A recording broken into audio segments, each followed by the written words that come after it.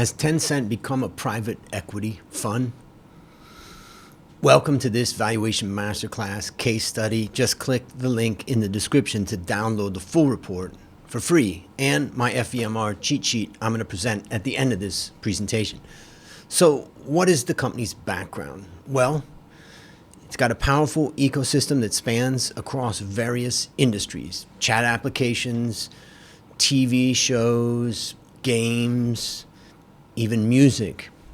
Tencent's products and services help shape China's digital ecosystem. The giant Chinese tech company offers products and services across many sectors like social media, gaming, digital content, fintech, of course, cloud computing, and artificial intelligence.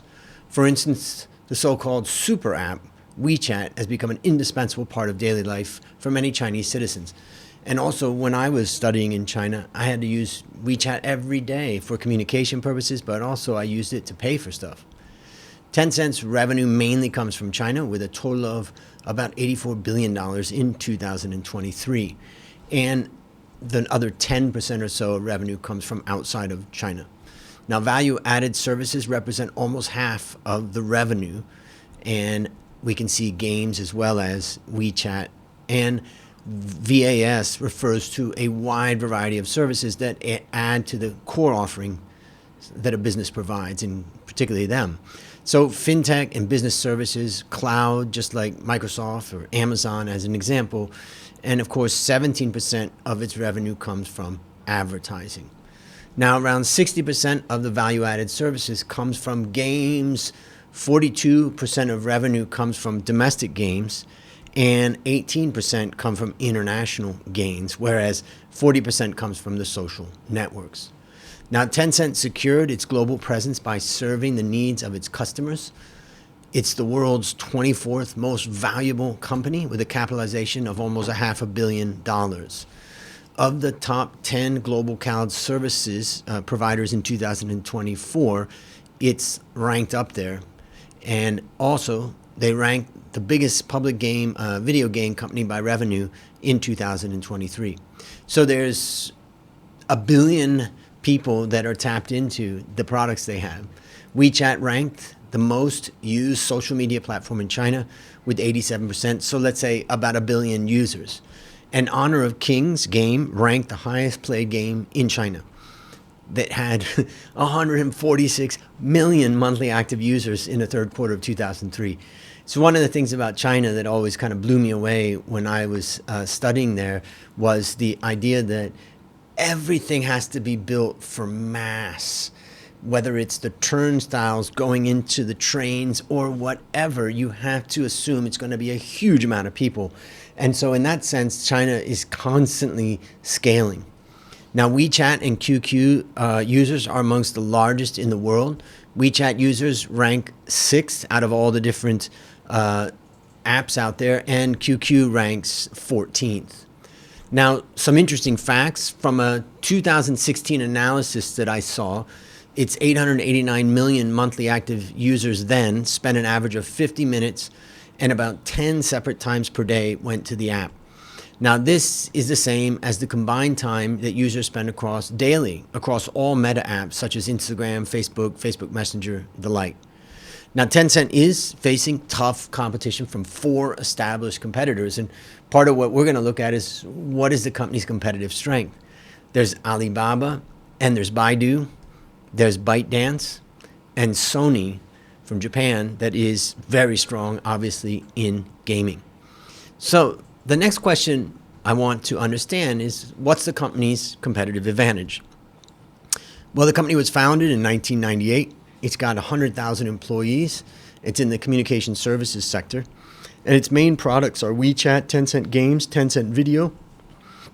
And its competitive advantage comes through scaling diverse digital services, gaming dominance, and strategic investments. So how did it achieve this? Well, by creating a powerful ecosystem that spans across various industries such as gaming, social media, e-commerce, entertainment, and more. This ecosystem helped the company dominate the market. Now, the company was built on innovative mass market products.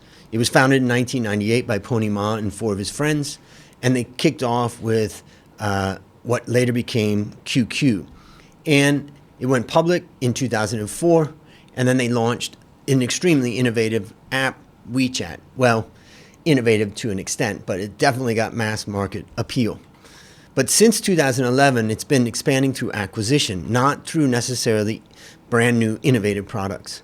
So they've had an acquisition of a company, Riot Games, and Epic Games, JD.com, and also Supercell, Tesla even, they took a stake, a 5% stake, and Snapchat, and also Universal Music Group and Sumo Group. These are some of the ones that they've gotten into. So this is where I'm asking the question, have they become a private equity firm or a firm that's gaining from owning a lot of innovative companies as opposed to innovating on their own? So the question is, does this strategy lean to a competitive advantage? In other words, is the company financially world-class? Now, I use my world-class benchmarking scorecard to measure if a company has a competitive advantage.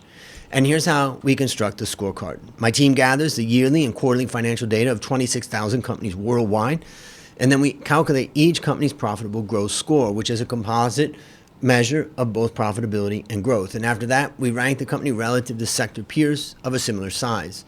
A decile ranking of 1 or 2 is world-class, and 9 or 10 is the worst. And we assess the company's performance over the prior 4 years and the past 12 months, which we call PTM. So, is Tencent financially world-class? The answer to that is absolutely yes. They did have a hit in 2022, but overall they've been ranked as a 1 or a 2 over the period. Well done. And that is being driven by a strong amount of net margin. Of course, just being profitable doesn't mean it's a great investment. So what does the valuation look like? Well, here we can see the share price is at 360 and it's come down from as high as 700. But I use my FVMR methodology to determine the attractiveness of the company. Attractiveness meaning, is it worth investing in right now? That is fundamentals, valuation, momentum, and risk. If we look at my simplified FVMR scorecard, it's not my complete system, but it's enough to understand. And what we can see is that Tencent is ranked relatively low at 100 out of 127 companies. Why is that? Well, one of the big factors here is return on assets. And if I just look at return on assets, for instance, of Meta, and look at return on assets of Alphabet, you're talking about almost 20%. But when we look at Tencent, it's down at 10. And so that is a key feature, the fundamentals. So I have this spreadsheet that you can download right here. That's all the companies, about 127 companies. You just click the link in the description to download the full report that I just went through for free, as well as my FVMR cheat sheet, which is covering top global firms. So my question to you, has Tencent become a private equity fund? Let me know in the comments.